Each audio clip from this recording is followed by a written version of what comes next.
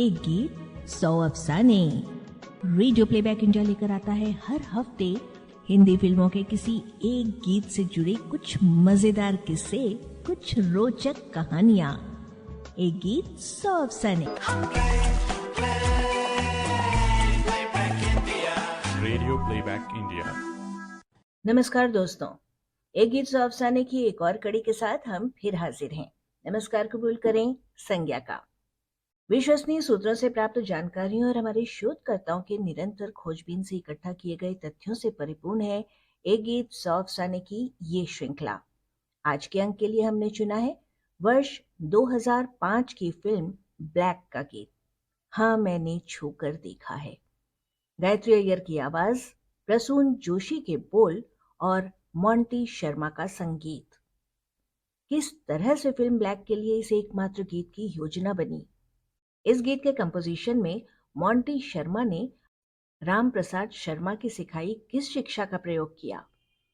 उत्कृष्ट लेखनी और गायकी के बावजूद प्रसून जोशी और गायत्री अय्यर को उस साल फिल्म फेयर अवार्ड्स में नॉमिनेशंस क्यों नहीं मिले?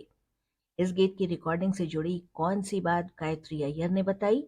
फिल्म ब्लैक से जुड़ी और भी कई बातें, ये सब कुछ आज के इस अंक में। शोध और आलेख सुजॉय चैटर्जी का है और आज इसे प्रस्तुत कर रही हैं ए दिव्या। 1989 की फिल्म परिंदा में सह निर्देशक और 1994 की फिल्म 1942 अ लव स्टोरी की पटकथा लिखने के बाद 1996 में संजय लीला भंसाली ने पहली बार स्वतंत्र रूप से किसी फिल्म का निर्देशन किया और वो फिल्म थी खामोशी द म्यूजिकल। इस फिल्म के निर्माण के समय मनीषा कोइराला के मूक चरित्र को जीवंत करने के लिए संजय लीला भंसाली कई दिव्यांग बच्चों से मिले थे। तभी से उनके मन में ख्याल था कि आगे चलकर वे ऐसी ही एक और फिल्म बनाएंगे। बल्कि खामोशी के बनते समय ही उन्होंने ये सोच लिया था कि इसके बाद वो अगली फिल्म ब्लैक ही बनाएंगे। लेकिन खामोशी के पिट जाने से उनके पांव रुक गए और ब्लैक जैसी इंटेंस फिल्म बनाने की सोच से जरा डर गए। पर जैसे ही हम दिल दे चुके सनम और देवदास ब्लॉकबस्टर साबित हुई, उनमें हिम्मत आई और उन्हें लगा कि अब सही वक्त है ब्लैक बनाने का। साल 2003 में उन्होंने ब्लैक फिल्म के निर्माण की घोषणा की, जिसकी कहानी प्रसिद्ध अमेरिकी लेखिका हेलेन किलर की आत्मकथा the story of my life पर आधारित थी। फिल्म ब्लैक की कहानी एक नेत्रहीन व मूक लड़की मिशेल और उसके शिक्षक देवराज के रिश्ते की कहानी है। देवराज की भूमिका में अमिताभ बच्चन और मिशेल की भूमिका में रानी मुखर्जी दोनों ने अपने जानदार अभिनय से दोनों किरदारों को पर्दे पर जीवंत कर दिया था। पहले एक बूढ़े शराबी शिक्षक और बाद में अल्जाइमर रोगी अमिताभ बच्चन का अभिनय सर चढ़कर बोलता है। वैसे ही नेत्रहीन मिशेल के चरित्र को क्या खूब उबारा था रानी मुखर्जी ने। उस साल फिल्म ब्लैक के पीछे जैसे पुरस्कारों की कतार सी लग गई थी। गाइड, दिलवाले दुल्हनिया ले जाएंगे, कुछ कुछ होता है और देवदास के बाद ब्लैक ही वह 5वीं फिल्म थी जिसे फिल्म फेयर अवार्ड सर्वश्रेष्ठ फिल्म, सर्वश्रेष्ठ निर्देशक, सर्वश्रेष्ठ अभिनेता और सर्वश्रेष्ठ अभिनेत्री चारों पुरस्कार प्राप्त हुए थे। यही नहीं, पॉपुलर और क्रिटिक्स दोनों कैटेगरीज में इस फिल्म को सर्वश्रेष्ठ फिल्म, सर्वश्रेष्ठ अभिनेता और सर्वश्रेष्ठ अभिनेत्री के पुरस्कार मिले। कुल मिलाकर ब्लैक को 11 फिल्म फेयर पुरस्कार प्राप्त हुए, जो एक रिकॉर्ड बन गया। ये रिकॉर्ड 14 साल बाद 2019 की फिल्म गली बॉय ने तोड़ा, 13 पुरस्कार जीतकर। ब्लैक को 3 राष्ट्रीय पुरस्कारों से भी सम्मानित किया गया था। जब फिल्म ब्लैक लॉन्च हुई थी तब मीडिया में यह खबर आई थी कि इस फिल्म में AR रहमान संगीत देने वाले हैं, लेकिन बाद में कुछ कारणों से रहमान इस फिल्म के साथ नहीं जुड़ सके और तब इस फिल्म के संगीत का भार सौंपा गया मोंटी शर्मा को, जो बंसाली के साथ इससे पहले हम दिल दे चुके सनम में बतौर म्यूजिक अरेंजर और देवदास में बतौर बैकग्राउंड स्कोरर का काम कर चुके थे। देवदास में मोंटी शर्मा का काम संजय लीला बंसाली को इतना पसंद आया था कि AR रहमान के बाद दूसरा नाम ब्लैक के लिए उन्हें उन्हीं का याद आया था। और क्यों ना आए, फिल्म ब्लैक में गीतों से अधिक पार्श्व संगीत का महत्व जो होना था मोंटी शर्मा सुप्रसिद्ध वायलिन वादक पंडित राम प्रसाद शर्मा के पोते हैं, यानी कि संगीतकार जोड़ी लक्ष्मीकांत प्यारेलाल जी के भतीजे। जी हाँ, राम प्रसाद शर्मा के 6 बेटे हैं, प्यारेलाल, गणेश, आनंद, गोरखनाथ, महेश और नरेश। ये सभी किसी न किसी रूप में फिल्म संगीत जगत से जुड़े हुए हैं। इनमें आनंद शर्मा के बेटे हैं मोंटी शर्मा। मोंटी को भी अपने दादाजी से संगीत की प्राथमिक शिक्षा प्राप्त हुई और संगीतमय परिवार में बड़े होते हुए उनमें भी संगीत के गुण आ गए। 16 वर्ष की आयु में उन्होंने लक्ष्मीकांत प्यारेलाल के निर्देशन में 1987 की फिल्म मिस्टर इंडिया में कीबोर्ड बजाकर फिल्म जगत में प्रवेश किया। उसके बाद एलपी के साथ साथ आर डी बर्मन, राजेश रोशन, नदीम श्रवण, जतिन ललित और संजीव दर्शन जैसे संगीतकारों के साथ बतौर संगीत सहायक और अरेंजर काम किया। और फिर मोंटी संपर्क में आए संजय लीला भंसाली के, जिनके यहाँ उनके काम को सबसे अधिक शोहरत हासिल हुई। चाहे देवदास का पार्श्व संगीत हो या ब्लैक का, या फिर उसके बाद सावरिया के गाने, वह मोंटी शर्मा का सुनहरा दौर ही तो था। फिल्म ब्लैक के संगीत का पक्ष संजय लीला भंसाली सामान्य फिल्मों से बिल्कुल हटकर रखना चाहते थे। इस फिल्म में वास्तविकता लाने के लिए अपने पहले की फिल्में जैसी लार्जर देन लाइफ गीत संगीत वे नहीं रखना चाहते थे।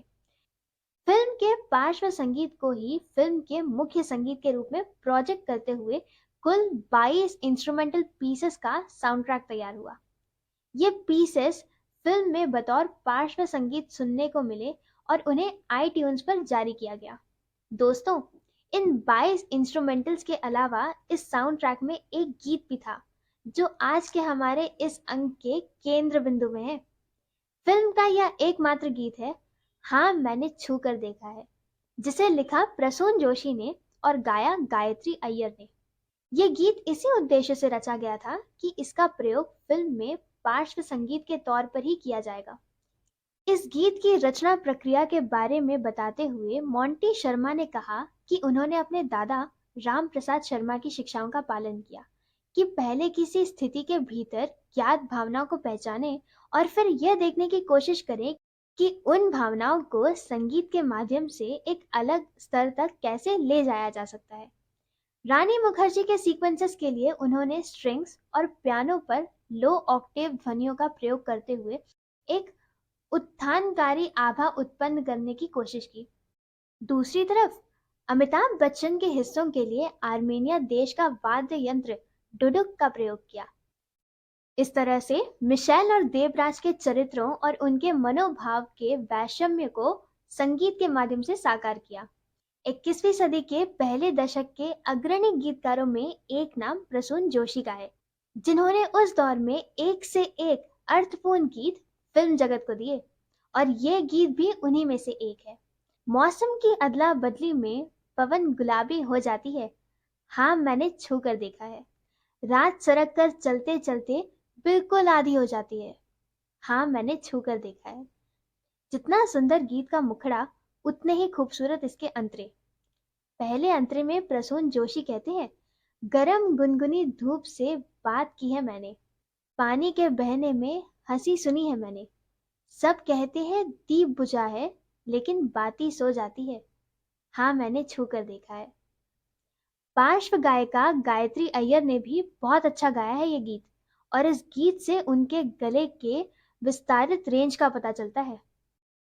इस गीत के रिकॉर्डिंग से जुड़ी यादें गायत्री अय्यर एक साक्षात्कार में साझा करती हुए कहती हैं कि इस गीत की रिकॉर्डिंग का एक लम्हा उनके दिल के बेहद करीब है। उन्होंने कहा कि ऐसा अक्सर नहीं होता कि किसी को ऐसे आरामदायक माहौल में काम करने का मौका मिलता है जहां कृति की कलात्मक अखंडता पर इतना ध्यान दिया जाता है और उनका पूरा ध्यान गीत की भावनात्मक सच्चाई को महसूस करने पर था। फिल्म ब्लैक के इस एकमात्र गीत और पूरे साउंड ट्रैक को फिल्म समीक्षकों के सकारात्मक रिव्यूज मिले। फिल्म समीक्षक जोगेंद्र टुटेजा ने कहा कि हाँ मैंने छू कर देखा है हाल के समय के बेहतरीन गीतों में से एक है। लेकिन यह बेहद अफसोस की बात है कि ना इस गीत की कोई पब्लिसिटी हुई और ना ही इस गीत को फिल्म में शामिल किया गया। संजय लीला भंसाली ने बाद में यह तय किया कि ये गाना फिल्म में नहीं जाएगा।